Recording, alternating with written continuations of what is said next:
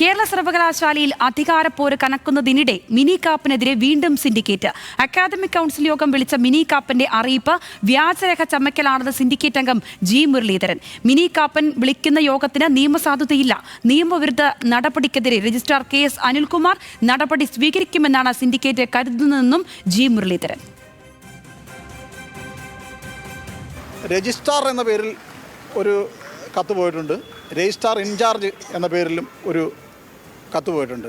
അപ്പോൾ ഇതിൽ തന്നെ ഒരു ദുരൂഹതയുണ്ട്. കാരണം ഇതൊരു വ്യാജരേഖ ചമയ്ക്കലാണ്. അത് രജിസ്ട്രാർ നിയമപരമായി അതുമായി ബന്ധപ്പെട്ടുള്ള നടപടി സ്വീകരിക്കുമെന്നാണ് ഞങ്ങൾ പ്രതീക്ഷിക്കുന്നത്. ഓഗസ്റ്റ് 14 അക്കാദമിക് കൗൺസിൽ വിളിക്കാനാണ് മിനി കാപ്പൻ നോട്ടീസ് നൽകിയിരിക്കുന്നത്. സിൻഡിക്കേറ്റ് വിളിക്കണമെന്ന ആവശ്യം അവഗണിച്ചാണ് മിനി കാപ്പനെ മുൻനിർത്തിയുള്ള VCയുടെ നീക്കവും. വിവരങ്ങളുമായി തിരുവനന്തപുരത്തു നിന്നും ഹാൻസ് ജോൺ ചേർന്നു. ഹാൻസ്, ഈ അധികാര പോര് അവസാനിക്കാനുള്ള ഒരു ലക്ഷണവും കാണുന്നില്ല എന്നുള്ളതാണ് ഓരോ ദിവസവും സർവകലാശാലയിൽ നിന്നും പുറത്തുവരുന്ന വിവരങ്ങൾ. ഇപ്പോൾ മിനി കാപ്പനെതിരായിട്ട് വീണ്ടും സിൻഡിക്കേറ്റ് വരുന്നു. സങ്കീർണമായ കാര്യങ്ങളിലേക്കാണ് ഓരോ ദിവസവും ഇത് കടന്നു പോകുന്നത്. ഇപ്പോഴത്തെ ഒരു സാഹചര്യം എന്താണ്?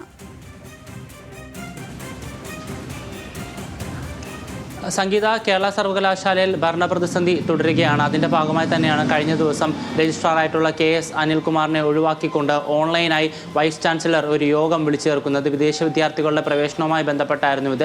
അതിന് പിന്നാലെയാണ് ഇപ്പോൾ മിനി കാപ്പൻ ഇത്തരത്തിലൊരു ഉത്തരവും പുറപ്പെടുവിച്ചിരിക്കുന്നത്. അക്കാദമിക് കൗൺസിൽ യോഗം ഈ വരുന്ന ഓഗസ്റ്റ് 14 ചേരാൻ വേണ്ടി വൈസ് ചാൻസലറായിട്ടുള്ള ഡോക്ടർ മോഹനൻ കുന്നുമേൽ മിനി കാപ്പൻ നിർദ്ദേശം നൽകുന്നു. ഇതിൻ്റെ അടിസ്ഥാനത്തിൽ മിനി കാപ്പൻ അംഗങ്ങൾക്ക് എല്ലാവർക്കും നോട്ടീസ് നൽകുന്നു. ഇത്തരത്തിലൊരു യോഗമുണ്ടെന്ന് പറഞ്ഞ് അതിനോടൊപ്പം തന്നെ ഈ നോട്ടീസിൽ പറഞ്ഞിരിക്കുന്നത് ഈ യോഗത്തിൽ അംഗങ്ങൾക്ക് പ്രമേയങ്ങൾ അവതരിപ്പിക്കാനുണ്ടെങ്കിൽ അത് രജിസ്ട്രാർ ഇൻചാർജായിട്ടുള്ള മിനി കാപ്പന് നൽകണം എന്നുമാണ് ഈ നോട്ടീസിൽ വ്യക്തമാക്കിയിരിക്കുന്നത്. രജിസ്ട്രാർ ഇൻചാർജായി ചുമതല ഏറ്റെടുത്തതിന് ശേഷമുള്ള മിനി കാപ്പൻ്റെ ആദ്യത്തെ ഉത്തരവ് കൂടിയാണിത്. പക്ഷേ അതിന് ബദലായി ഇടത് സിൻഡിക്കേറ്റ് അംഗങ്ങൾ പ്രതികരിച്ചത് മറ്റൊരു രീതിയിലായിരുന്നു. ഇപ്പോൾ ഡോക്ടർ മിനി കാപ്പൻ പുറപ്പെടുവിച്ചിരിക്കുന്ന ഈ ഉത്തരവിന് നിയമസാധുതയില്ല. അതൊരു വ്യാജരേഖയാണ്. അതിനോടൊപ്പം തന്നെ നിലവിലെ രജിസ്ട്രാറായിട്ടുള്ള KS അനിൽകുമാർ ഇദ്ദേഹത്തിൻ്റെ ഈ നടപടിക്കെതിരെ, മിനി കാപ്പൻ്റെ നടപടിക്കെതിരെ നിയമപരമായി നേരിടും എന്നും സിൻഡിക്കേറ്റ് അംഗമായിട്ടുള്ള ജി മുരളീധരൻ പ്രതികരിച്ചു. അതിനോടൊപ്പം തന്നെ സർവകലാശാല ചട്ടപ്രകാരം 60 ദിവസത്തിനുള്ളിൽ അടിയന്തരമായി സിൻഡിക്കേറ്റ് യോഗം വിളിച്ചു ചേർക്കണം.